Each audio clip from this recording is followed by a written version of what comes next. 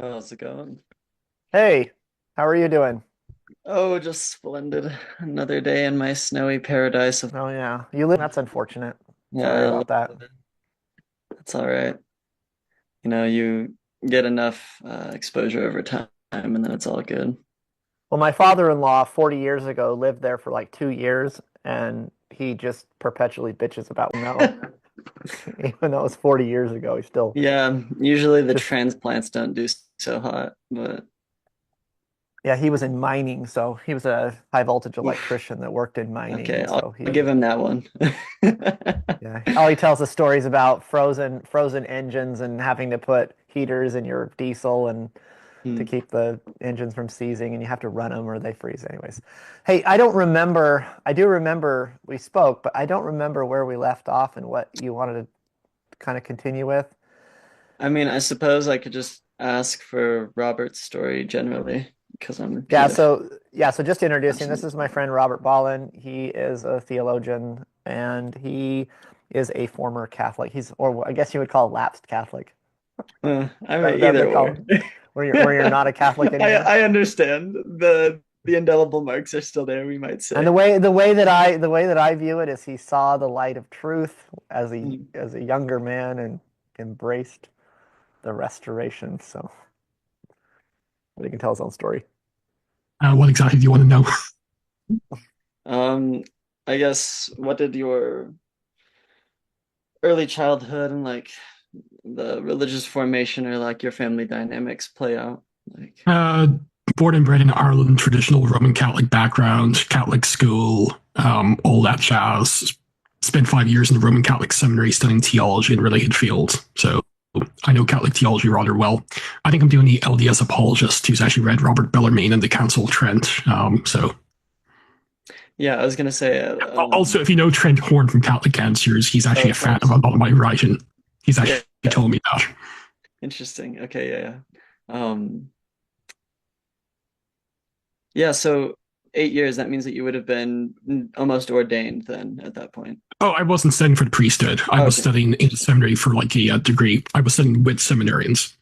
Okay, In fact, when interesting. I sometimes tutored Hebrew to the seminarians as well, part time. But yeah, Yeah, that was one thing I think Travis had mentioned that you knew Greek and Hebrew, and I was like, well, I might be and a boxing out couple my other class a languages. little Yeah. bit there if I tried to debate anything. So just mostly going to be like question and answer type of stuff today, I'm sure. But if we get something that we want to like wrestle a little bit on, I mean, I'm fine with that. I'm relatively sober. Just because I don't really know your background, you're lifelong Roman Catholic. Technically, yes. So I was raised in a some like not like totally devout household. But like Statue of the Guadalupe down the hall. Um, went to Mass Christmas, Easter, a few times in between. And so then, coming of age happens and I start asking the big questions, like why should I believe that the Bible is divinely inspired scripture? Should I, and like Your making your these big sort of questions are philosophical cases. your big questions are a lot different than mine. And would you consider, Uh, like, say, and you would be like would you consider yourself, like, say, a conservative Novus Ordo Catholic, or would you, like, say, be a bit more trad, or well, where in the Catholic spectrum are you? interestingly enough, I would say that a really well done Novus Ordo with Latin mass parts is really conducive to my personal faith experience. Okay, so But but you most of would the be a time, mainstream Roman Catholic. well, the most of the time, the thing is that it's only really well done in places that only do the traditional Latin Tridentine Mass. Okay. But I'm also an Eastern Byzantine Greco-Catholic altar server. So yeah, I go here and there and everywhere. So in terms of your liturgy, you would be bi ritual in terms of attendance. Yeah, I'd Okay. say generally, No, I just want to know if as you were a opposed to mainstream sure. Roman Catholic or super traditionalist. So Yeah, at least I know where, at I least I lean know on where the you're coming from. traditionalist. The thing is that like the Novus Ordo reflects a lot of the ancient, especially when I'm looking at the liturgy of Saint John Chrysostom or Saint James. I'm seeing a lot of that replayed in the Novus Ordo that Yeah, no. isn't really present in the Tridentine Mass. Well, when I was saying Novus Order, I was meaning more like, say, Vatican II Catholicism. But yeah, if you think the Novus Order is valid, it's set up a contest. So yeah, that's yeah, I guess. Because I actually interact quite a bit with SSPX and others here in Ireland. So interesting. So. I can kind of see that, though, I suppose. But yeah, so yeah, I guess would you say that you have a very academic relationship with the LDS Church and with the Book of Mormon, or? Well, I work full time and have for like a number of years in like research organizations dealing with like Latter-day Saint history and scripture. So yes. Yeah. So I guess because I just see a lot of things about like the Holy Spirit should be the primary giver of the source of why a Latter-day Saint believes in the Book of Mormon. And it seems like everything else is sort of secondary. So I was just curious to know if you share that. Well, on the personal level, yes, but we do believe the Church is normative binding authority as well. So, okay, cool. I suppose I've only watched like maybe half an hour of your content, just because Travis name dropped you a little bit, and then I was like, oh, interesting, so I went to check it, peruse out a little bit. I haven't gotten. So I take it as you actually haven't seen any of my stuff on Roman Catholicism. I mean, it was a little bit. I think you were talking about one that kind of grabbed my attention, but I never got the chance to look into just because I've been going to like senior thesis orations and stuff for the Wyoming Catholic College here. It was is Thomism even a viable philosophy? I think it was something that you guys made a video on or were planning on. Yeah, basically my friend Blake, who's a philosopher, but he was discussing it, but we hope to discuss the 5 ways in more detail in the near future. Okay. Yeah. It was part of a review of a book, A Catholic Engagement with Latter-day Saints, that just came out this year. Okay, cool. I mean, you don't have to give me the whole spiel, but I guess I want to know the long story short, and then I can go watch more if. Basically, Catholic theology dogmatized the Lombardian interpretation of absolute divine simplicity in 1215, and Aquinas just kind of built up on that. And there's problems when it comes to, say, the nature of God vis-a-vis Scripture and Revelation and other logical issues. But Blake kind of he's more into philosophy and more like saying theology and exegesis. So he's the philosophy guy. So interesting.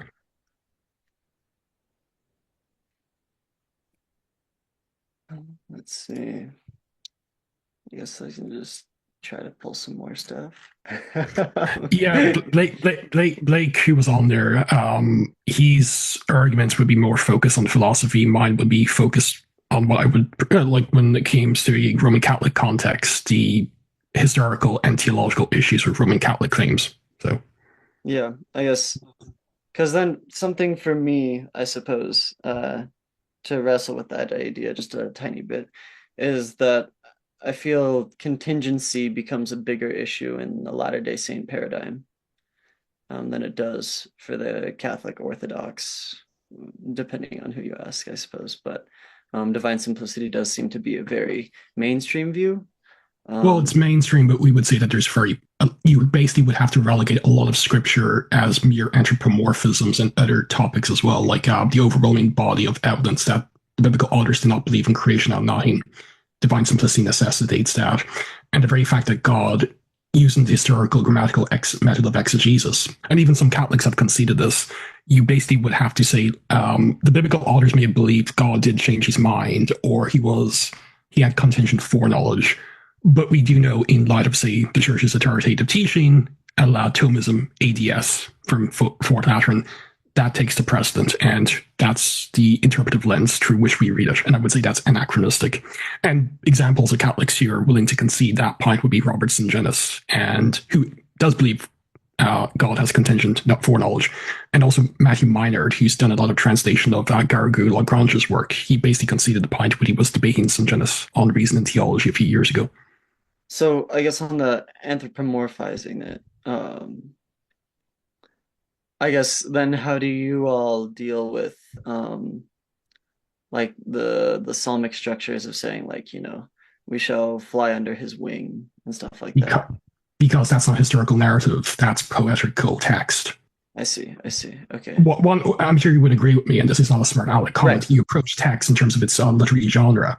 Like, Yeah, say, yeah, yeah. Exodus and Acts, that's historical narrative. The Psalms, like Psalm 91, I believe, where, God is depicted as a chicken, and Christ's metaphor in Matthew 23, or Jerusalem, Jerusalem, how often I would have gathered you like a hen gathers her chicks under a wing, from memory. They're metaphorical and poetical texts. It would be like the equivalent, like, say, have some Protestants trying to argue like justification, James 2's only vindication, because wisdom is said to be justified by her children in Luke 7. But that's clearly in its context using the poetical understanding of Sophia or wisdom and justification. It's not talking about the normative sense of the term. So, Right. So we would just say, like, using, again, just like using historical grammatical methods of interpretation, which is the literary sense of scripture, and even Aquinas and others would say that's the most important one.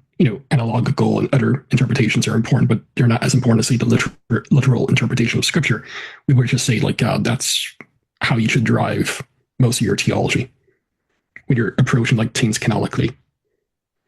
So this is like slightly a side tangent, but do you consider yourself to be an evolutionary theist or a traditional creationist type, if that even makes sense in the breakdowns, I suppose. I don't believe that the biblical authors were really cognizant or really cared about, like, say, a lot of these issues. But in light of, say, my background, I also have a degree in anthropology, so I'm familiar with, like, say, the some of the science behind it. I would lean towards like theistic evolution, just because I just don't see very good evidence for, like, say, a very young Earth.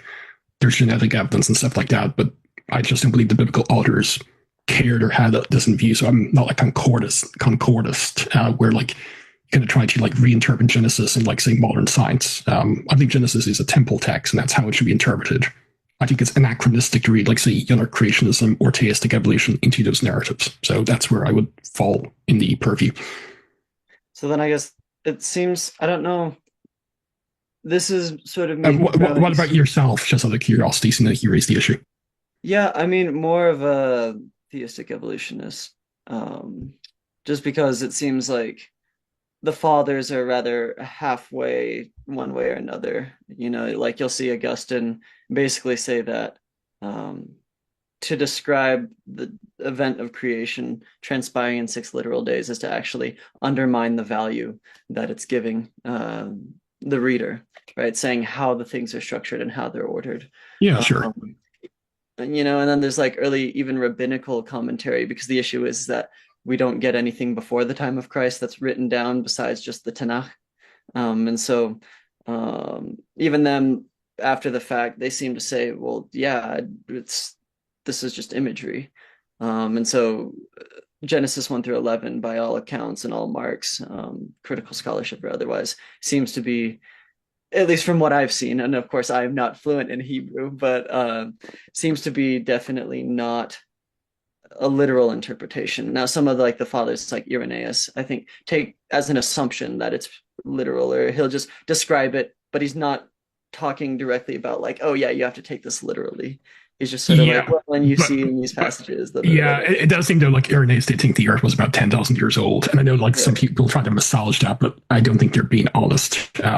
Irenaeus would be more like when the creationist camp, and some of the other patristics would be as well. But right. I just don't believe, like, the biblical authors were really cared. It's more like, say, Yahweh is greater than these Babylonian deities. If you hold to some EPD view, I don't, but and so forth. But again, I just don't really believe the biblical authors actually had that in view. So, I'm not saying you're doing this, but, like, say how some concordants try to engage in the issue, I just think it's kind of anachronistic eisegesis. Yeah, no, I think there's the other view that, drawing from Peter's epistles, saying, like, a day is but 1,000 years, and 1,000 years but one day, and then they're like, okay, so actually it's like 40 to 60,000 years old, maybe. Yeah, and it's obvious, like, it's a simile. Right. It's, again, Peter, of course he's addressing creation, like in 2 Peter 3, for instance, like creation of water and stuff like that. But to try to argue, like, that, first of all, it's clearly a simile. It's like or as, and to try to read that back into Genesis and then the chronologies and stuff like that, it's No. I mean, I do believe like 6 literal days are in view in the Genesis account, but I don't think that's necessarily creationism. It's just like it's a temple context. If you're familiar, like, say, some of the recent scholarship on that from like Walton and others, where Adam is seen as the high priest, he's the gardener of God's temple, and a host of other issues. That's what's in view there. It's not like it has to be 6 literal 24-hour days in terms of the actual creation of everything, but like from the biblical perspective, it's 6 24-hour days when a temple context. It's so, yeah, I just believe like once you understand, like, say, the ancient Near Eastern background of Genesis 1 as well as 2 and 3, it doesn't force you to be an creationist, I should say, as it doesn't force you to be a theistic evolutionist. I just believe that's when I just believe it's anachronistic to read any of those perspectives into Genesis 1 to 3. Yeah, fair enough. And I think like the modern Catholic Church, Vatican II, would even say like you can hold to either one of them, and that is sort of fine. So as long as you're not dogmatic and condemn the other to hell, they're allowed. Yeah, I'm usually. I think it would be fair to say that I don't know about Francis, but I think it's fair to say that Benedict and JP II did hold to some type of theistic evolution, and that's the functional position of at least the majority of the Catholic magisterium today. Yeah, I think in America, it's somewhere around 3/4 of all Catholics believe in a theistic evolution. Yeah, I read the stats, but at any rate, yeah. So I guess, what was it? Oh, yeah. So Travis, last time that we spoke, he'd kind of pointed at the notion that if you were to look at the plain history, you would just see Catholicism orthodoxy, basically. If I'm doing justification to that, saying that from the historical, you just see the New Testament and you see the early authors, the patristics, and then you see this continuing further and further. And he said that the case for the restoration of the gospel isn't something that you can merely appeal to these historical documents for. Travis, does that sound fair enough? Would you want to tweak that a little bit, or?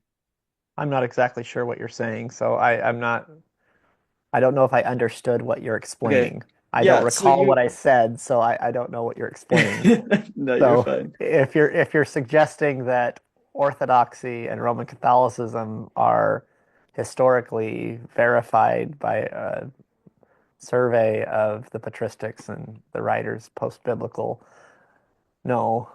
But if you're saying that, I don't know what you're saying. So I like you wouldn't see like an apostasy as like a clean break.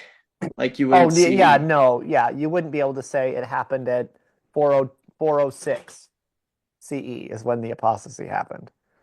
Right. Or like I guess to push that back even like 8100. Yeah, so I don't think it's a tenable position to say that with the death of the last apostle, so assuming all 12 apostles were killed in the first century or died in the first century, however you want to view that, and that constitutes a clean break, and that their apostolic authority ceased immediately upon the death of the last apostle, with it not being passed to any successors.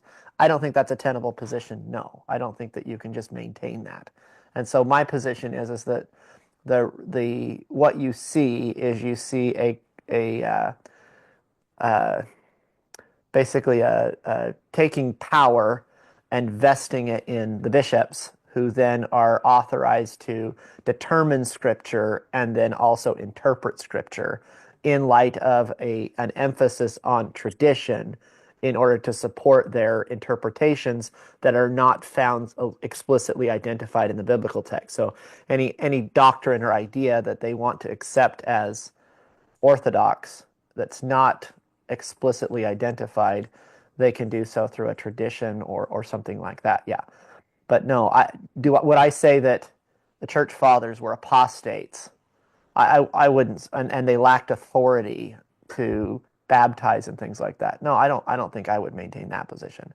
But I do think that the way in which the churches became structured, the changing of specific ordinances over time, predicated on the idea that these are based on interpretation or tradition, I think reflects an apostasy and a rejection of public revelation, which to me personally is apostasy.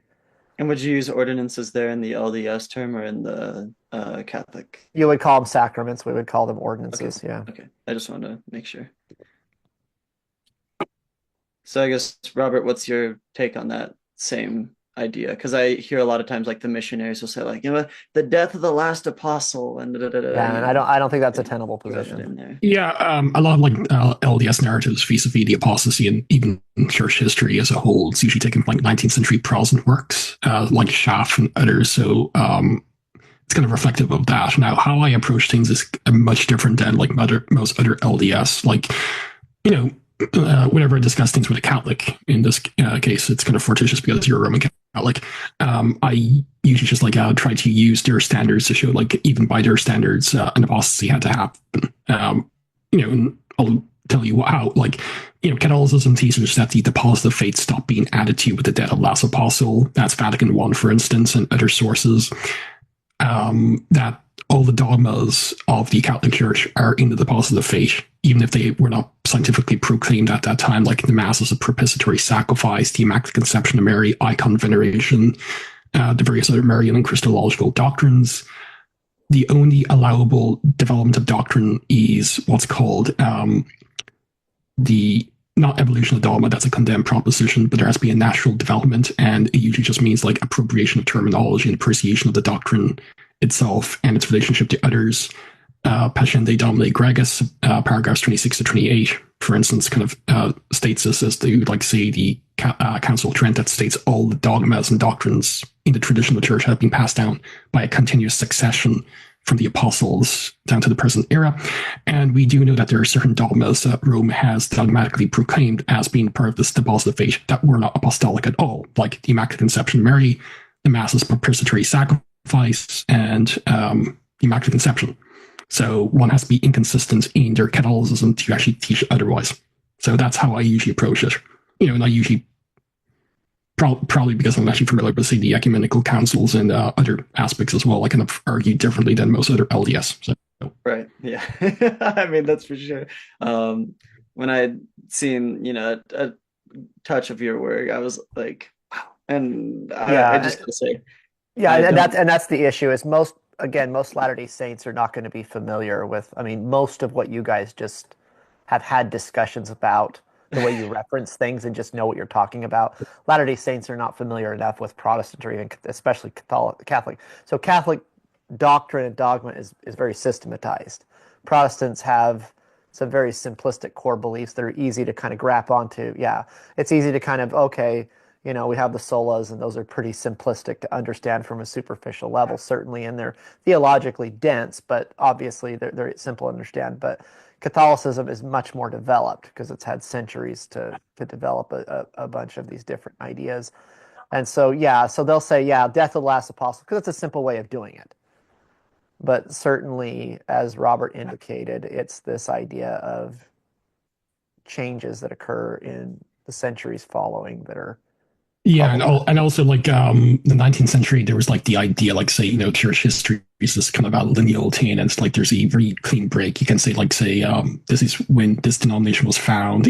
I'm sure if you're familiar with, like, say, anti-Catholic stuff, like the so-called Bettner list, like 1950, the Assumption was invented, or so-and-so year, that's when candles were invented, for church services. Like, that's a very naive view. Like, church history is like a very messy affair where there's like various clogs all throughout history. It's not this kind of whole lineal thing, So that was the very simplistic understanding of, say, ecclesiastical history, 19th century Protestants, and as a result, 19th century Latter-day Saints inherited. Although, fortunately, last couple of decades, it's actually getting better. More LDS are actually more familiar with, say, the ecumenical councils, the Acta by Richard Price, and other sources as well. But that's like the stuff that early LDS who commented on the Great Apostasy, like Talmage and Roberts, inherited. So. And I guess, there is the other thing that a lot of, I guess the quick one or two liner sorry, that grammatically didn't make sense. Let me rephrase. It's okay. English is actually my second language, so you can make as many English grammatical blunders as you want. I probably won't even notice. Fair enough. So there's a lot of people who will use the one or two one-liner of like, well, we just have the more biblical structure. You see, God had these prophets, and so now that continues into the modern day. So what's your opinion of that? Do you think that that's like a good argument, or? It's one of those things where like, I would agree, but like you would really have to flesh it out. I don't really like to say one of these one-liners because it's like people who cite a singular biblical verse as doctrine and kind of ignore like doctrine is like a matrix of ideas. It's no single verse or single idea.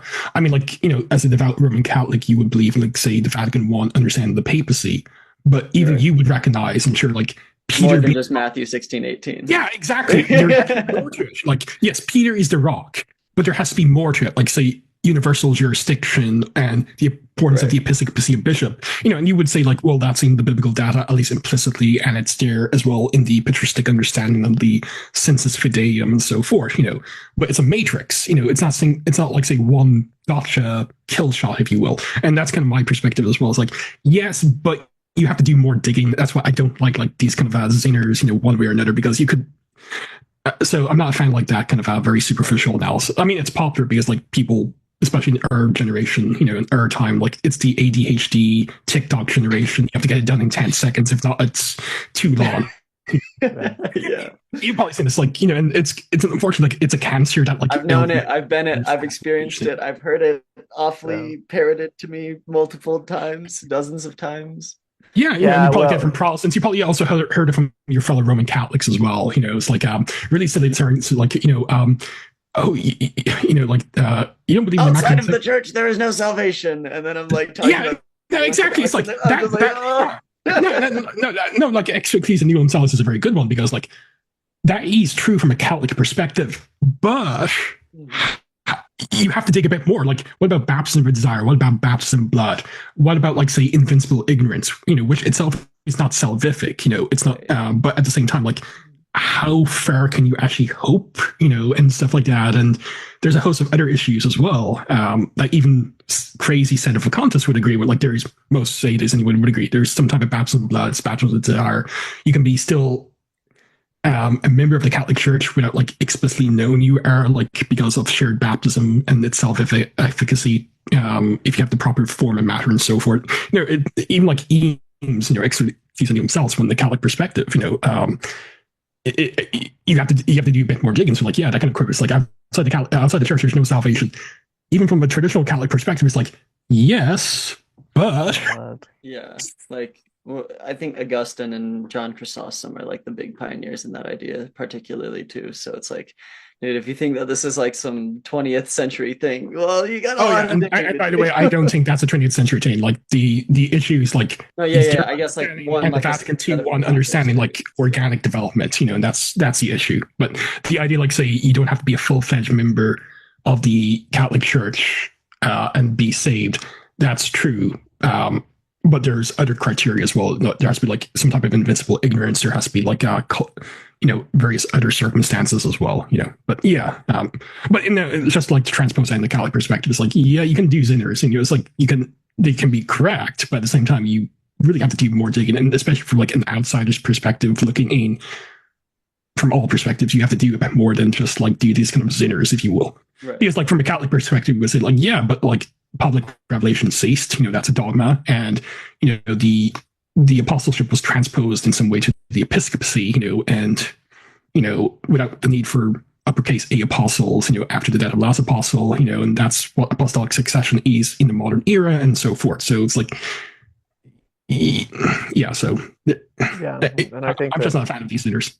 So I guess I know this is awful, but I can only really deliver it in a zinger, and that's because of this foundation of belief from the Catholic Church, saying like, well, there were these prophets, and there was this new revelation now has since ceased. Right, the beginning of the letter to the Hebrews indicates that there was a time in which God spoke with prophets, but the problem though is like if you were to use that verse, that would mean Hebrews is not actually inspired, because it's talking about the Christ event, and Hebrews was written sometime in the 60s.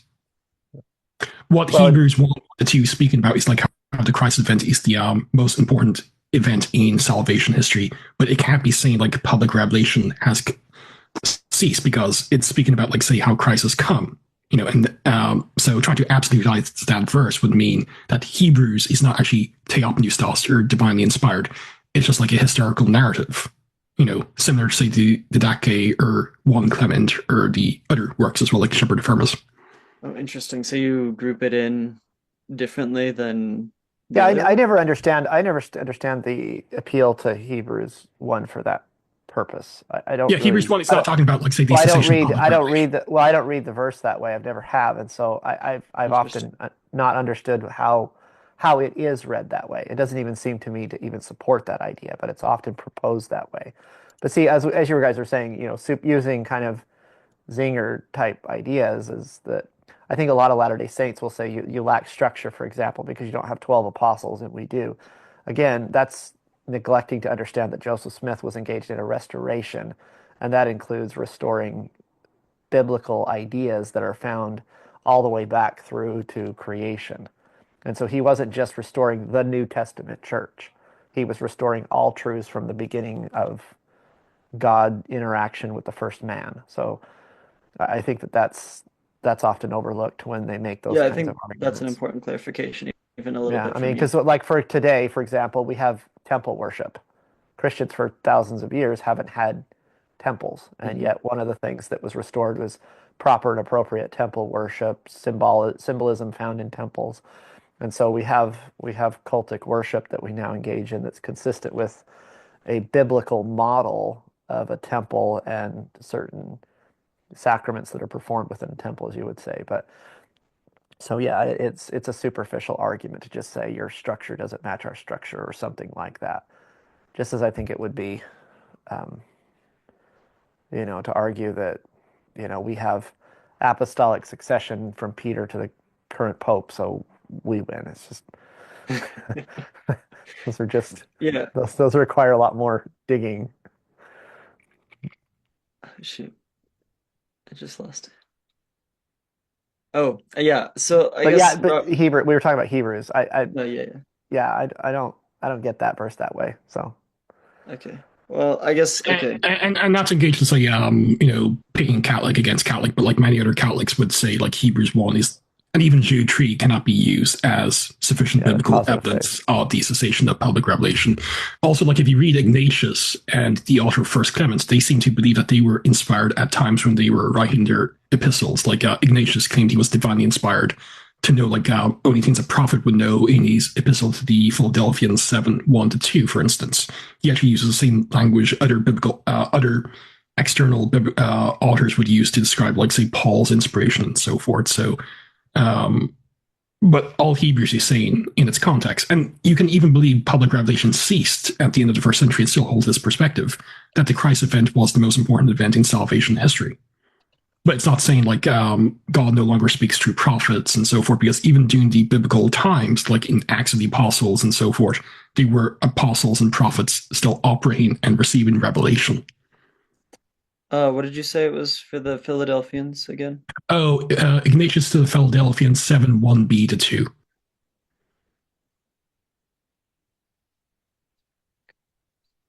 He claims that the Spirit was speaking to him, to reveal to him like something that could not be known naturally. And that's a topic we had talked about previously, that some of the church fathers actually believed that they were authorized to continue with public revelation. One of the reasons I wanted Robert here, because he knows that material better than I do. Yeah. No, it's just interesting because I guess from our point of view, there are certain ways in which God can work, I guess, extraordinarily. Oh, yeah, like private revelations. Yeah, like private revelations, right. Like Fatima in 1917 or Lourdes in 1858, as well as like miracles and so forth. So, yeah, I mean, I know like Catholicism is not like, say, cessationist vis-a-vis like the gifts of the Spirit and other topics as well. So, right. Where the true divine, one of the true dividing lines though would be, we all agree like God can speak to individuals and like can speak, like, say, using the Catholic terminology, through private revelation. But even like then, like private revelation, even when it's like okayed, if you will, by the Vatican, like say Fatima or Lourdes or Medjugorje. Well, Medjugorje not yet, but like yeah. Let's not go there. But like but the others, like the one in Japan as well. even when they say, it could be a true revelation, it is true revelation, it's still not binding upon the conscience of people, because only public revelation, the tradition, uppercase T tradition, is binding upon the consciences of people. And even then, private revelation can't be used to help produce dogma or doctrine. But in our view, there is such thing as private revelation, but there's also ongoing public revelation. And because we believe, and Rome would believe the church is a normative authority as well, that's where the real where the rubber meets the road. Is there ongoing public revelation? And I know that you're familiar with that as a divine line. So yeah. Yeah. Okay. I guess another big question is, how do you read the intuition that God wouldn't have abandoned any structure for a long time? So within the Catholic and Orthodox paradigms, you have the Tanakh that's revealed over time, and there's those concurrent teachers and prophets, and then you have the Greek Septuagint exclusive 7 Greek books, which sort of covers a lot of that, I guess, the silent period, as most Protestants would call it. And I don't believe there's a silent period. I believe that's a Protestant misreading of Maccabean texts, but and you can get more into that once I finish this bit. And then, of course, the New Testament with the speaking there and the coming of Christ, and then the sort of reading and understanding and doing the sort of philosophical if this then what of the church councils, and from the Catholic position, from the magisterium. So I guess, how do you read the intuition that because this structure just simply makes more sense, it seems more like what God would have, rather than there's this and then that's isolated and that's isolated, and then you get 1800 years before the Restoration. Wait, and just so I'm clear, you're indicating that God abandoned an organization that he established for periods and then re-entered into a relationship with that organization through periods? I guess something like that. So there would have been, from just a straw man of the idea, from Genesis to Malachi, God was there. Then from Malachi to Matthew, no God. He's not He's not there. He's abandoned them. And then from 100 years. Then the 100 years of the first century, and then he's not there until Joseph Smith. Right. That's what a lot of, I guess the lay Catholics always say. They're like, well, I think it's goofy anyway because. I don't think God abandons. I've sort of not really been a fan of that, but I don't think God abandons us. So. I'll let Travis answer after me, but I would say 2 things. One, when it comes to the institution Christ, would have, you could intuition, Rome, and I know you know this, Vatican I is pretty clear, certain, the structure that they believe to be the essential component of the church, like the papacy and the magisterium. It's not something say that something developed or you intuit through revelation and you came up with the papacy.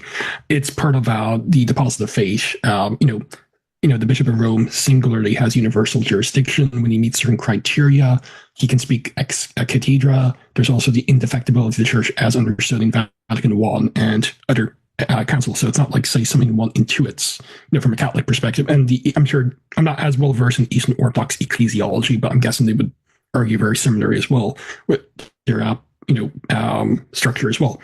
So it's not something say one, so when it comes to say intuition, it's it's the same type of argument from fittingness. You could argue, otherwise as well at times.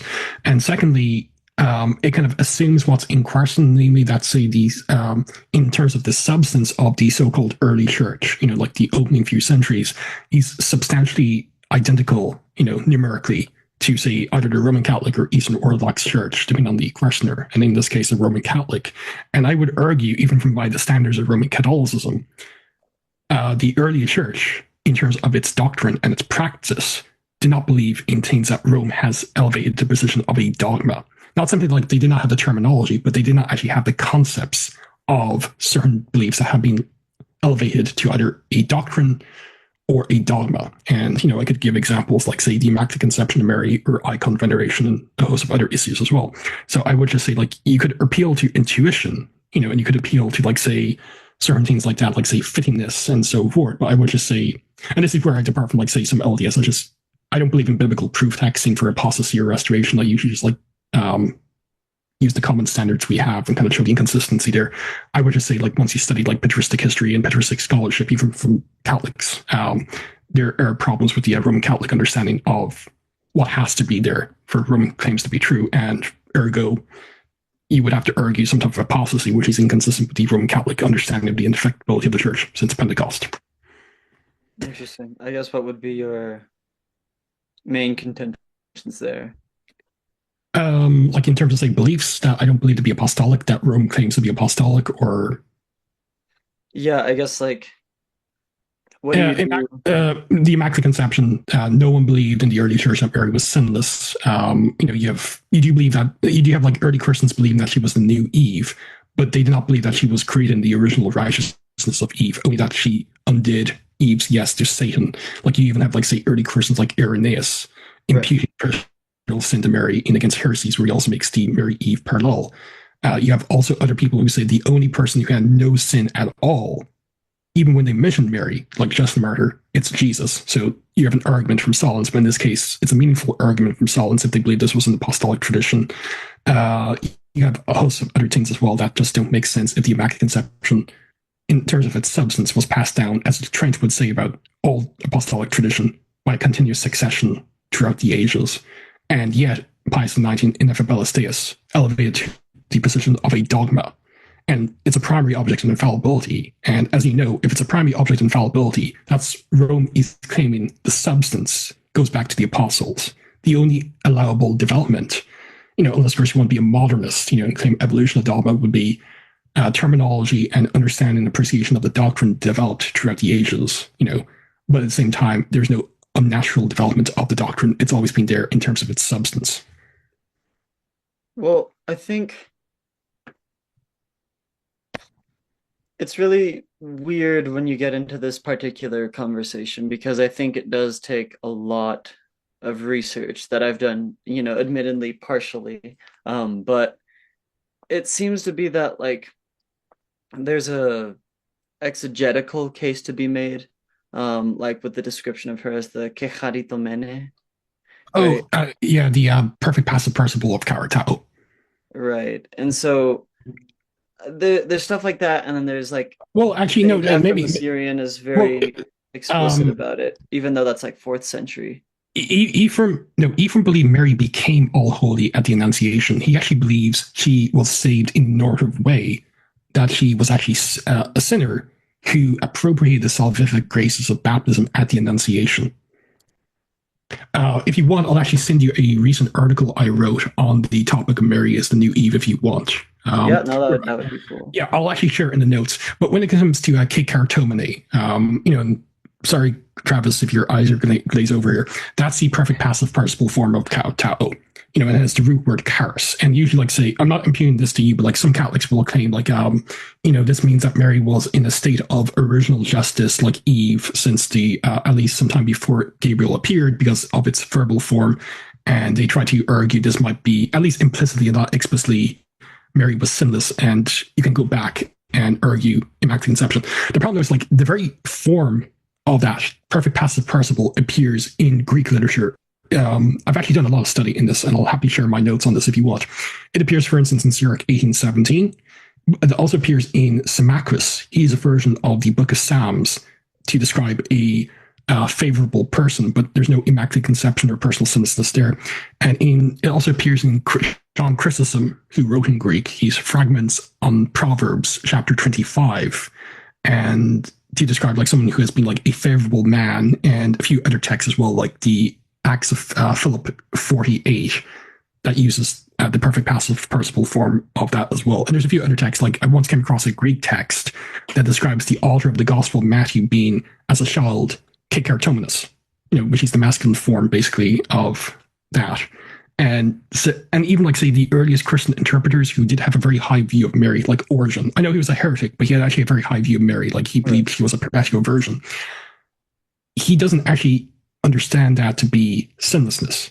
He actually understands that, as many Catholics believe, to be a title or a name given to Mary by the angel Gabriel, because he's unaware of any other time that is used in a as a name for an individual.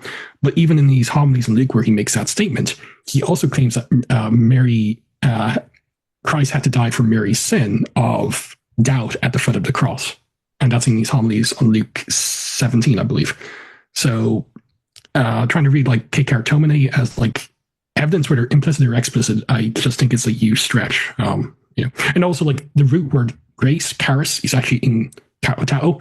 But if you read Gabriel's explanation of how Mary is graced or favored, it's because she was chosen to be the mother of Messiah. It says you have been graced or favored, charis, using the aorist tense as well, and explains it like he will be give birth to like Jesus, he will be the Son of the Most High and reign over the house of his father David in verses 30 to 32. So like how Mary is highly favored or graced is explained by Gabriel 2 verses later.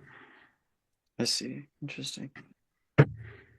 And that's why, like, say, some Catholics will argue that at best it's consistent with the Immaculate Conception, but it doesn't go far enough to actually be decisive. And it kind of depends, like, say, if you hold to, say, material sufficiency of Scripture, you would really have to argue a lot on that and purported types. But, like, if you believe in partum partum, you can believe, like, well, the explication really comes, like, say, externally in, say, the patristic data and the conciliar documents in the early church and the lived liturgies as well. But yeah, well, because then bear with me as I make this connection, but that would be sort of similarly to how the church can authoritatively decide the canon of Scripture, even though the apostles didn't like write out a list. Do you believe that the canon is an apostolic tradition? Or do you believe it's a secondary object of infallibility? I think it's the works produced come from the tradition of faith, right? And so in order to identify which things are a part of the tradition of faith and what can be like the main foundation to be staked upon, you need to have an identifier who can make that happen. Right. And so that would be the infallibility of the church, not only in the like capital T truth sense of like the theological implications, but also just the matter of fact that they're the mainstream bishops, right? They're the ones who are deciding it together. And again, there's the whole some of the councils like Nicaea only had like a 12th of the bishops, right? But at the same time, it sort of melds with particularly the Catholic idea as opposed to the Orthodox that while the Patriarch of Rome, which was like, I hate having to sift through all this, even though Benedict retired that, wherever that figure is present and acts authoritatively with the other bishops present, that is sufficient to declare things infallible, so long as they're actually talked of as if they're infallible and as if not as if, and as they're at least evident within the early church. And again, it gets really weird because we don't have like a full everything that ever happened. Going so far back as saying like the bookend of John's Gospel, whatever, everything that Christ did couldn't even be written down in all the books of the world idea, right? But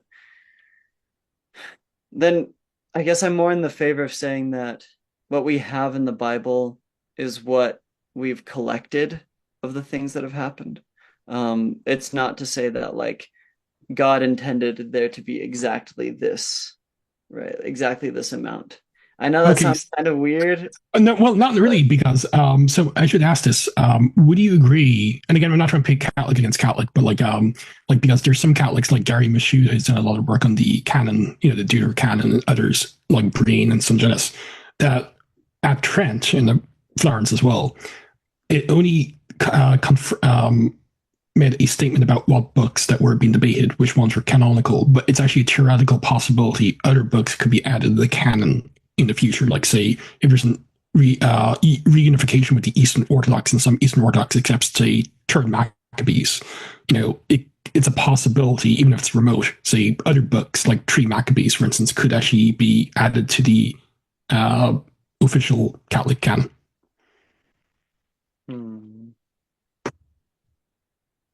Because that's just the Oriental Orthodox, though.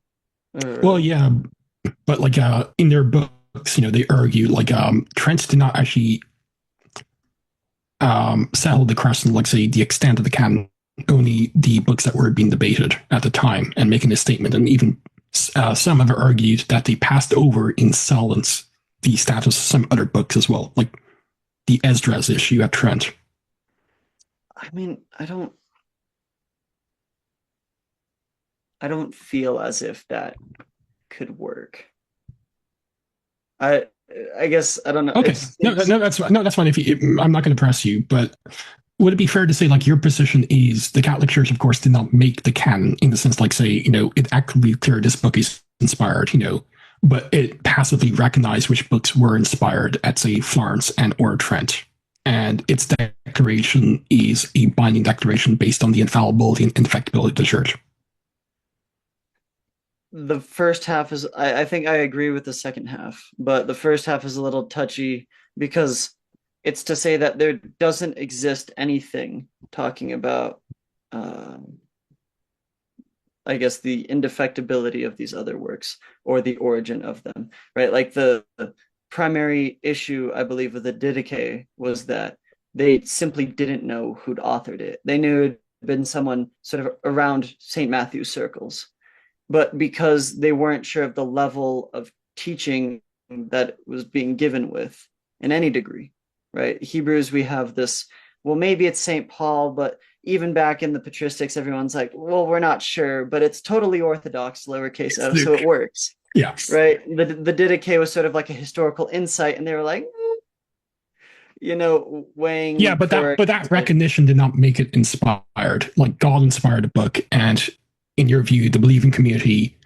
came to recognize it. The recognition, though, does not make it inspired. It's our epistemological know-how to know the capital T truth of inspired. Yeah, basically the Church makes an epistemological status, but it doesn't. It's not the source of the ontology, if you will. The Church, right? Not that the biblical authors were not members of a believing community, but like which perspective do you hold? Do you hold that Trent or Florence infallibly declared the biblical canon? I mean, it's weird because I would say there's differences between the two canons. Hippo, Carthage, and Rome in the 4th century very much so established it, and that seems. But they included Esdras, which Trent passed over. Interesting. Okay, I haven't delved too much. Okay. I'm more of the early patristics guy. And so like Council of Trent sort of glazed over a little bit. Fair enough. But like but you would agree, like say Carthage, Hippo were local councils, and even if you believe like say Rome did make a decision about the canon, it wasn't like as authoritative and binding, if you will, as what happened at Trent. Sorry, I totally spaced out for a second there. Would you agree, like, say, Trent at its 4th session actually made the dogmatic proclamation about the canon? I think Trent likely did. Okay. I don't know the entirety of everything surrounding the full list, because again, I haven't gotten too far into that. I'm relatively new into this, and I'm just pitching it.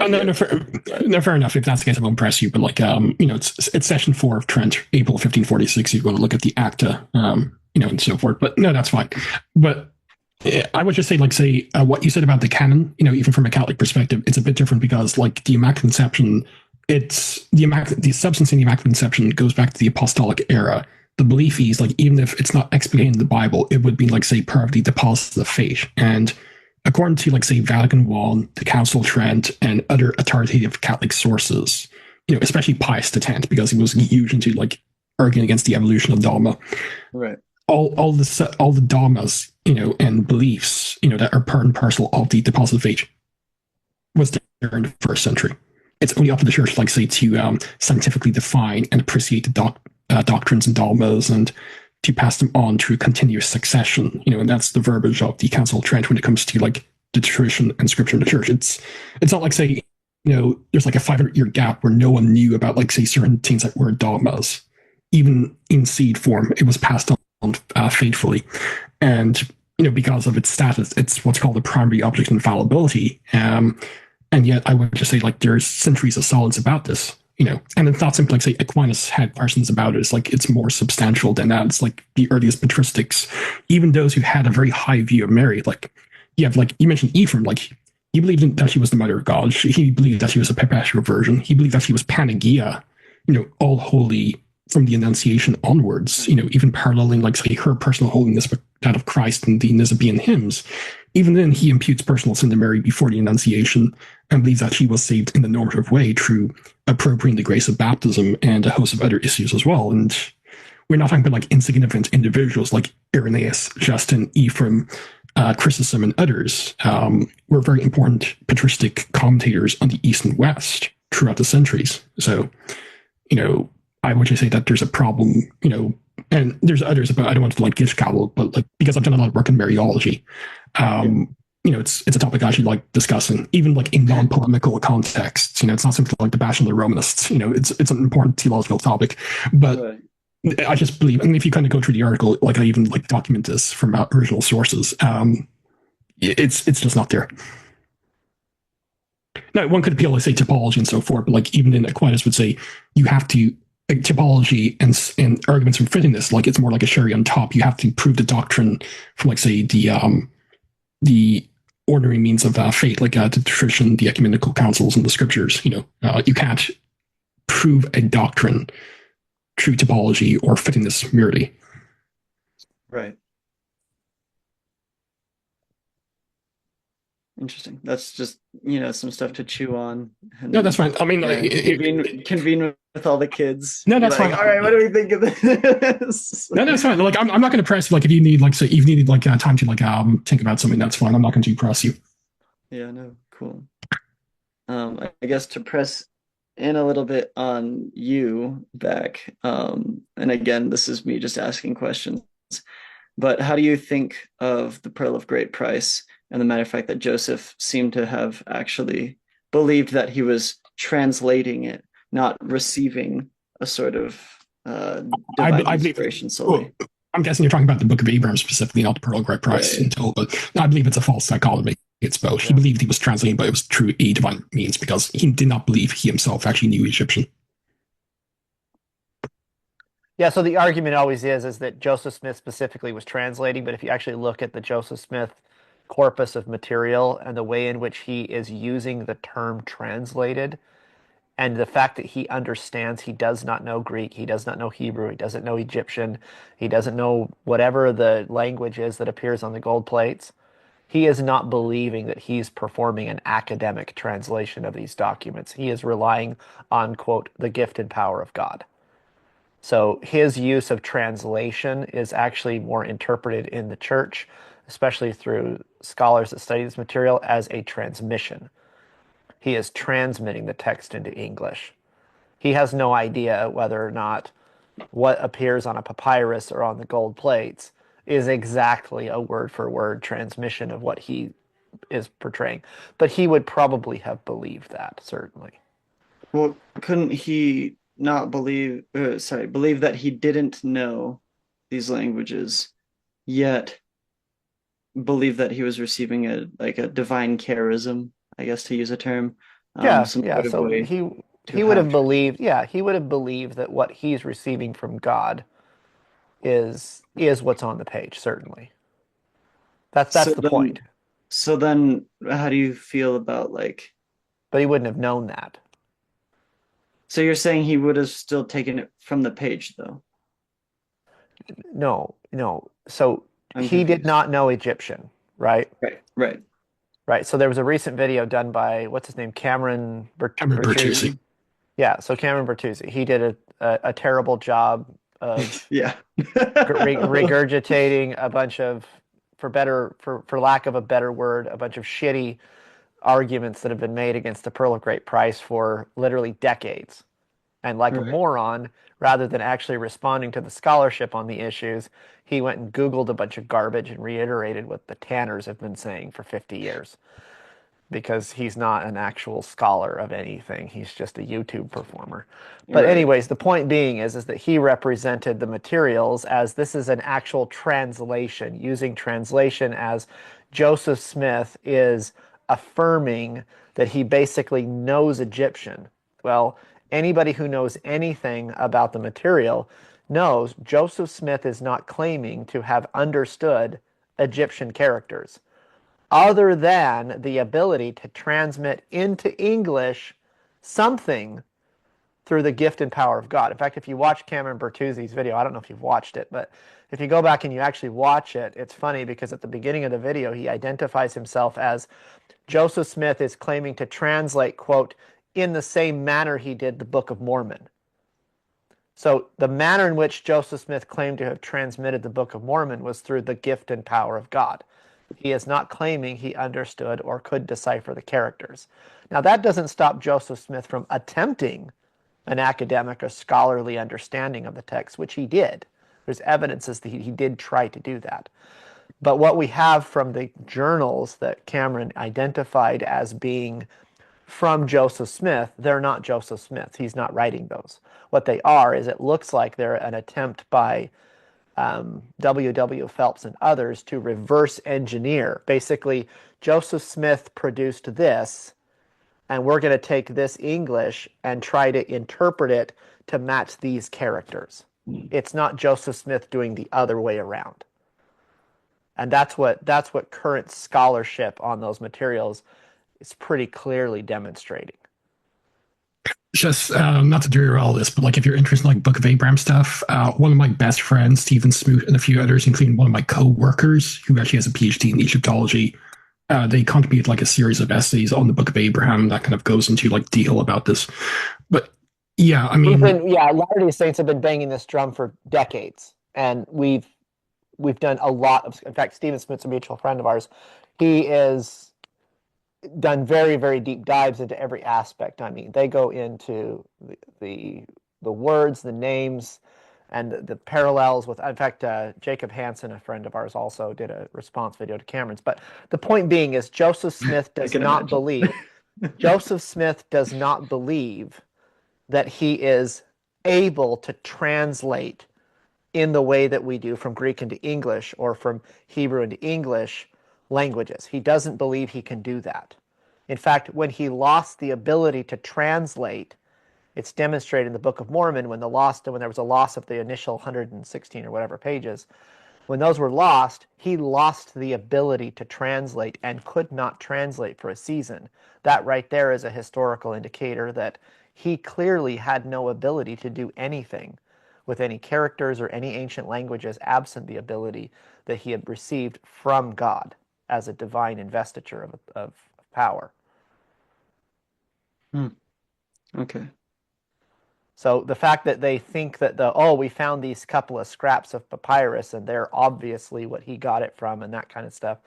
Latter-day Saints, just those who understand and actually have taken the time to understand these issues, dismiss those arguments, because Cameron reaches these two absurd conclusions that, it's all decided. Everything's already conclusively decided one way or the other. So you're either sticking your head in the sand or you need to accept the fact that this is a false translation, which no, that's not what the scholarship actually reflects. We don't have to do that.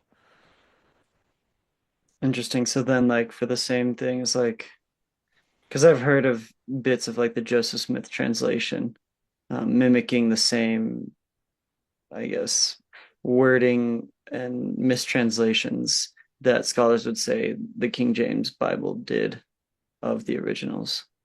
Well, the JST is like it's multifaceted attain.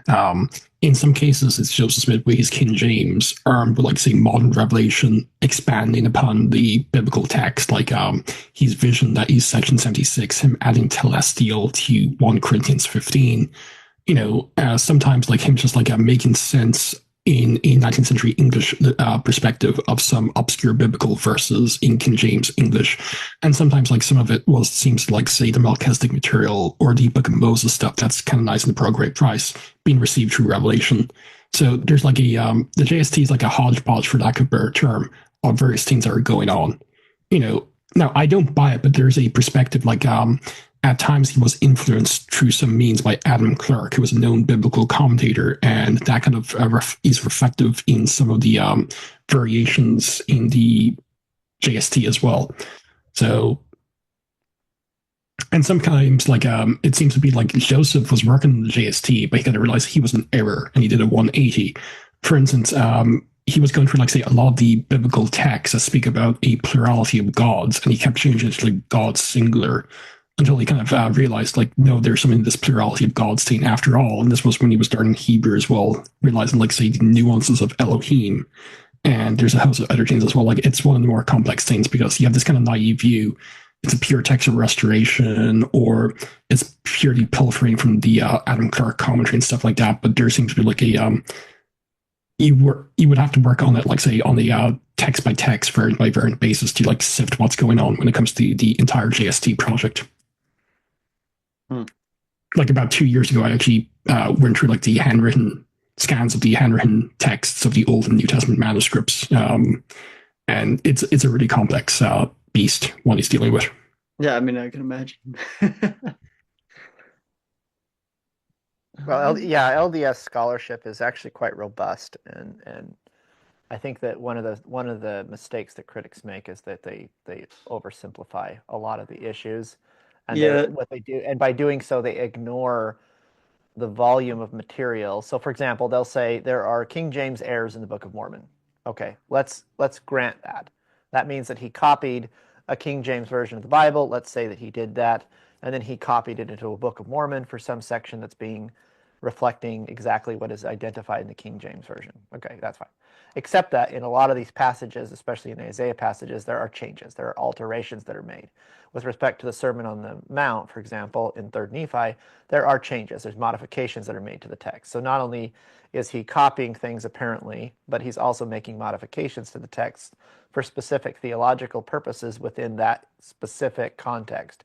But also, too, that doesn't account for the entire Book of Mormon, which has an enormous amount of other original materials which reflect a whole bunch of issues and ideas that have been developed in later scholarship that comes after Joseph Smith's lifetime. So the thing is that the idea is convoluted. But to say, hey, there's this right. issue right here, copied a problem, let's ignore everything else. And that's commonly what happens with the Book of Abraham. They're looking at how it was produced, and they ignore the text. And Jacob Hansen, at the end of his video, he actually did 2 videos, but at the end of his video, he does a very good job identifying for about 6 or 7 minutes several issues that are reflected in the Book of Abraham that have been affirmed by scholarship that was produced after the fact. Texts, documents, and things like that have been discovered that actually support what is contained in the Book of Abraham. So if the Book of Abraham is simply, and that's why they have to get around it, is they have to kind of say, he made it all up. Ignore the text. Don't read it, because it's not what's contained in these fragments. That's their hope. And most people who buy that argument, again, are eating a very simplistic, superficial argument, which I think is disingenuous.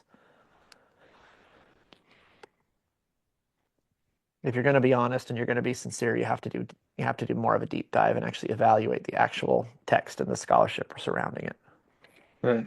Because they don't do that with the Bible, especially if they stay believers. I mean, if you're a believer, you don't just do that with the Bible. You don't just say, hey, one passage here, superficially, unless you're a Protestant. Although I didn't notice, like, you did laugh when we mentioned Cameron Bertuzzi, so I'm not sure if you're a fan or not of him, but yeah. Nah. Okay, yeah. To be honest, there's a lot of times I'm like, wow, this is some real pop Catholicism. So my you're so fervent for a convert who doesn't know that much about what he's talking about. Oh my! Did you see, like, his conversion story on Pints with Aquinas when they're outside the Vatican? Oh, I think so. He did not even know what the rosary was. That's crazy work. Yeah, because he was saying. By the way, this is not a bash on Catholicism. We have our bad converts as well, but he was this kind of celebrity convert. Personally, I think he's a grifter. Like when he announced he wanted to become Catholic, Mac tried to fly him over to the Vatican so they could chat outside St. Peter's Basilica in the background. Yeah. And like, oh yeah, he was saying like how he's really attracted to the Roman Catholic prayer life. And as a Catholic, what is the most obvious, well-known type of prayer that's said on The a regular? rosary. It's the rosary. It's obviously the joke. I don't know what you're He talking did not about. even know it. Yeah, I've participated in the rosary about I don't know how many dozens of times. We're not talking about like some kind of obscure. Yeah, we're not talking about some kind of obscure practice like amongst Mongolian Catholics from the 1400s he likes. Yeah, you know? I have attended funerals and masses for friends and all kinds of stuff where we pray the rosary. I don't know how you could not be aware of the rosary. If you know anything about Catholicism, people carry around this little thing called the rosary. Wrapped around. Yeah, right. Yeah. Would you look at that? Yeah, but I just kind of noticed. I was like, okay, he's not going to be the biggest fan, so that's good. And my big issue is if you're a Catholic, just teach Catholicism. Like I don't like it when people make anti-videos of anything. Like, I don't see any reason. If you want to have a discussion with somebody who's not of your faith and sit and contrast and question their reasoning, that's fine. But what I don't like is, I don't like people who do what he did, where he's produced, 3 or 4 kind of let's crap on Mormons or whatever. I don't understand that. That doesn't accomplish anything. He also refuses debate LDS. He won't. Yeah.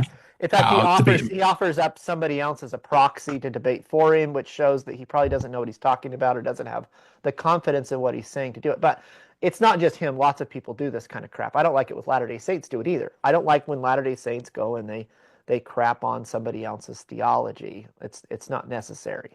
But there's been a large swath of people who I think only within the past 5 years have started to, I guess, take the Mormons seriously. Well, it's not even that. It's just they found that Mormons are a smaller group within the broader scope of what you would call Christianity. And I think that they know that we have unusual beliefs when compared to most Orthodox Christians. We have some very, very clear differences in things that we believe. There's a lot of ignorance about what we believe, so it's easy to straw man and make superficial arguments about our theology without really anything. It's easy to laugh at us. Joseph Smith was a con man and make these stupid arguments. But engaging with the scholarship, they never do. And so actually what they're doing, for those of us who are faithful members, they're just making us double down on our adherence to it, to our own theology, because you're like, you're not even representing it correctly. All you're doing is making a complete parody. And my favorite thing about Cameron's video, which I think highlights how absurd it was, is at the end he says, and now we know Christianity's true. He makes some comment to that, like, real Christianity is true. Because of this video I did crapping on the Book of Abraham, the real Christian, the thing is that's the problem. He doesn't present what he believes and arguments to support it. He craps on some aspect of somebody else's beliefs and then defaults back to the position. And Robert says it all the time. Even if I'm wrong, even if Latter-day Saint theology, the church is false, it's completely a fraud, that doesn't make Roman Catholicism true. It's not by default you're right. It's not by default Protestants are right. You have to still reinforce and support, and that's why Robert says, on your own terms, on your own standards. And if you're going to maintain a position that this is the way it is, it has to be maintained consistently throughout the entire narrative that describes your theology. And personally, I think during some Catholics are actually in damage control, because I'm not sure if you saw the debate between Jacob Hansen and Trent Horn on the Book of Mormon back in August. It was atrocious. Many Catholics actually thought Jacob won. I'm friends with Jacob, but I'm biased. I'm also in that in line with the whole. And that's like Trent is a very smart guy, but I've been reaching out to him. I even offered to debate him on the Immaculate Conception a few weeks ago, and he's refused. So but he's a smart guy. He's not an idiot, but he he did a really bad job. It was a gift gallop, and he embarrassed himself. And he's one of the best Rome has at the moment, at least in terms of popular level apologetics. Right. And I do honestly believe they're on damage control mode. So Yeah, no, I mean, that's definitely, I think that was probably the one that opened my eyes probably the most. Um, yeah, because I actually helped Jacob prep for that debate. I used to live in Utah for a few years, and he actually flew over to meet me and Blake Ostler to like talk shop, and I was on the phone with him for like a few hours each week in preparation for that debate because it was a big debate. Um, I was expecting more from Trent. yeah, no, me too. No, was I like, expected dude, I expected a please, lot. bro. I was actually concerned. My advice to Jacob was not to do it. I'm like, dude, that's not a good idea. He's very good when it comes to both debate and Roman Catholicism. The problem with it is twofold. Is one, I think the topic was terrible. I think that was a horrible topic. And is the Book of Mormon Is the Book of Mormon scripture? inspired? Is the Book of Mormon inspired? Which I don't even understand how you debate that, but whatever. So even so, Trent didn't even debate that. Again, it was kind of the It was basically bash on Joseph Smith and make Mormonism yeah, like bash yeah. It's crazy. just like Joseph Smith was this, so ergo, Book of Mormon can't be Yeah, inspired. and this is the complaint I have. Let's just say, for the sake of argument, Mormonism is batshit crazy, and it's on the same level as, say, the Flat Earth. If you can be interacting though with, say, the other side, you show them respect by engaging with the best arguments they have, even if you think the system is lousy. It's like, I disagree strongly with Roman Catholicism. I don't think Roman Catholicism is on the same level as Flat Earth, don't worry, but I think Roman Catholicism is wrong. Appreciate that. But yeah, welcome. No, Barrett, but yeah. But I think Roman Catholicism is wrong, but I have enough integrity to deal with the best, as opposed to, like, say, really lousy TikTok level really crappy apologetics, which I'm sure you've come across as well, which kind of makes you just cringe. It's like, no, that dude. And no. now we get it in the form of Peter Griffin explaining it, and it's awful. Have you seen that? Well, it's kind of like The new addition to apologetics is you just have a like there's Imam Peter or there's Pope Peter the Second, Oh, or okay. this. And they're like, well, actually, no, this is wrong, and here's why. And I'm gonna act as a talking figurehead while there's like Minecraft parkour playing in the oh background. god. No, I've seen So some of the Minecraft. That's just cringe. But you know what I'm talking about. So, like, again, they don't extend the courtesy that we do. I mean, Jacob, for an amateur, he has no background in theology or languages. He did a way better job against Trent, who has 3 earned master's degrees. right. And no, I'm not saying like that proves the Book of Mormon and that disproves Roman Catholicism, but it does kind of show, like, this is not aimed at you, but like, if Roman apologists want to be taken seriously by Latter-day Saints, do the damn diligence and just kind of treat us with respect. And don't get me wrong, like, and by the way, like, I think you've been very respectful throughout this, so it's not like a shot against you. It's just like, your bigger leagues in the debaters. Like, I was scheduled to debate Jimmy Aiken, but he was insistent we had to debate the entire LDS canon in one debate, and he wanted to throw out all these arguments in a 15-minute opening statement. Yeah. So even after I said I would happily debate and defend the authenticity of the Book of Abraham, because he's done a lot of work on that. Yeah. As I have. One of the things that from a more focused study perspective that I've noticed, one of the things that's helped me, because as I've struggled with just general belief and faith in God throughout my life, that's kept me focused on remaining LDS, is the fact that people who are opponents to it, the arguments to that, are usually incredibly superficial and two-dimensional, or they're outright lies. And so I figure, why would you have to lie about a faith in order to disprove it? Shouldn't you be able to just tell the truth, and it should just, truth will out? Kind of what I think it's Gamaliel in Acts said, that it'll just destroy itself eventually. Just leave it alone, let it run its course, and it'll fall apart. And that's kind of the perspective that I had. But if you have to willfully lie, so I've read a lot of anti-Mormon books, literature, articles, materials, and they're full of misrepresentations or very shallow scholarship in order to kind of prove their point. Again, I'm not saying that proves it's true. It doesn't. But the point being is that that's kind of what they try to do. The Gish Gallop argument is the most common that I see. And that's why I was so just kind of disappointed that Trent Horn did that. I mean, it was like, that's what I would expect an idiot off of TikTok or something who decides to debate Mormonism to do. Oh, well, did you know, or my favorite is, did you know that in Revelations it said that if any man shall add to or take away, that, you can't have an open canon, right? Yeah, Or, Robert, or, last or time even we or talked. even he's like the Catholic Church is true, ergo the Book of Mormon is false. It's like, wow, Yes. we think it's in back, but yeah.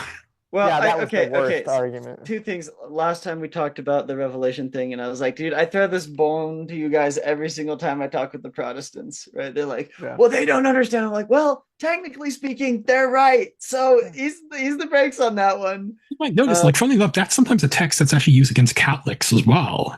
Sometimes, you know who Norman Geisler is? He's deceased, but he was a well-known Protestant. You know, he wrote the book Catholics and Evangelicals. He and others sometimes actually use that text to show sola scriptura, ergo no such thing as authoritative oral tradition after the New Testament. I kid Right. you not, it's actually been used against Catholic theology as well, and it's just as Right. lame. No, yeah, and I think that's in large part where I was like, okay, let's look into that. Like, is that a fair thing? And then it's like, okay, the Greek is vivion, and you have, Yeah, it's well, it's singular. Yeah, an independent work. So obviously, this only has to deal with the Book of Revelation. Well, exactly. even Yeah. even a really common anti-Mormon detractor named Bill McKeever did a short clip where he says, "Look, stop using this verse for that purpose." I think the Mormons are right. Like it's only talking about the Book of Revelation, and he goes on and he says there's other reasons why the LDS Church is not true, but this is not a good argument. It's basically Stop an it. argument that just will not die. It's like a I know the really silly Petros Petra argument, which you probably hear all the time. Like oh yeah, yeah. I think that's on an exegetical level what that is. On a linguistic level, the Petros Petra argument is like, no. Even if you want to argue that way, you have to do more than just like simply claim that. And You see, it's I just as just fall naive. back on the, well, that's tough because John Calvin also thought that it was not any different. So Yeah, I mean, if and you also want to subscribe to his systematic theology, I'm just going to take that as that's probably a good representative of your case. So that, I don't Yeah, know. That's just all I got to say. yeah. No, there's a Reformed Baptist old guy, like maybe 60 or so, who is in our student union. And like, never before, like when you said this sort of not understanding the doctrines and really harping people on it has made you all double down. He's done that, but with the Catholics of the Mhm. University of Wyoming It's not good. campus. It's not a very good idea. So I attended the University of Utah for my undergraduate degree. And when I was up there, we had people that would do that. They would come on campus and they would do these campus for Christ crusade type things. Hmm. And they actually would maintain that the reason that they would flood into Utah at the time was because it was the least Christian state in the United States was Utah. It had the fewest Christians of any state. And I thought, but for a lot of Latter-day Saints, that just sounds so stupid. Like that's just such a dumb claim to make. They're not going to listen to you. I would It's love just to going put to an make asterisk on my little poster and have like Nicene down at the bottom. Yes, yeah. that's okay. Like, if you're going to claim we're not Christian, that's fine, but just make sure you're doing it on theological grounds. Mhm. Just simply like saying they're not Christian simpliciter, it's rather deceptive Right. because what does that give you the impression? They don't believe in Jesus, they don't believe in atonement, they don't have like anything that they don't Well, accept New Testament revelation. even the whole different Jesus stuff. Again, it causes Latter-day Saints most of their eyes to glaze over. They don't understand the subtle nuance of what you're trying to argue because you've already said something that's so patently absurd in the minds of the Latter-day Saints. So rather than engaging in these kind of superficial, stupid polemics, you ought to probably form a more substantive, coherent argument and present it in a better way that's not going to cause people to double down on their own faith if your attempt is to try to get them to abandon it. I don't Right. know. That's just what I think, but who knows? I'm just one Yeah. guy. So let's have another discussion. I'd love to talk to you some more, but I've got to go personally. No, you're I good. I should promised my son probably. I'd Yeah, take and him it's almost bowling. 9 p.m. my time, so I need to get some stuff ready for tomorrow. So So I will be are you, is it 8:47 or 9:47 for you? it is 8:47 for me. Okay, I'll be an hour ahead of you starting 2 days from now. Where are you So going? Italia. Oh, nice. Yeah, so gonna be Sweet. studying over, I guess, what the Catholics might call the motherland or something like that. our version of Mecca. Not quite Rome, but Milan. So for Oh, nice. someone as Augustine as his patron saint, might as well be. How long will you be studying there? Probably 3, almost 4 months. Oh, nice, nice. So it's going to be my full second semester. They just Cool. start way later. No, and I would encourage you between now and the time we meet again, just read the Book of Mormon. Just read the whole thing. You'll be fine. Awesome. And you can tell us how it's not biblical. Or you can do us a favor, just like translate to ecclesiastical Latin, save us the time to do that. Yeah, just do that. That would be crazy work. That would be so funny. It's probably been done before, but if it hasn't, that would almost be fun. I don't recall any ecclesiastical Latin translation. That's the thing. No, so no, I don't think so. That would definitely. I don't be know a that there's a ton. Latin translation of the Book of Mormon. What I mean, function would there be? considering 1 and 8 verses are practically just the King James, I can just rip from the Dewey Reams. Oh, I know. Yeah. It's all of them. Yeah. So, and that's my problem with that argument is it's just like he's like he copied it directly except for where he doesn't. Oh, he doesn't? Yeah. I mean, so again, you just didn't pay attention to what the argument is. So yeah, whatever. Anyway. He plagiarized from Jerome's handwritten original Vulgate. Yes. There you go. Yeah. What does he know? So, anyways, it was nice seeing you again, Ramsey. Yeah, nice to talk to you guys. Nice to talk to you.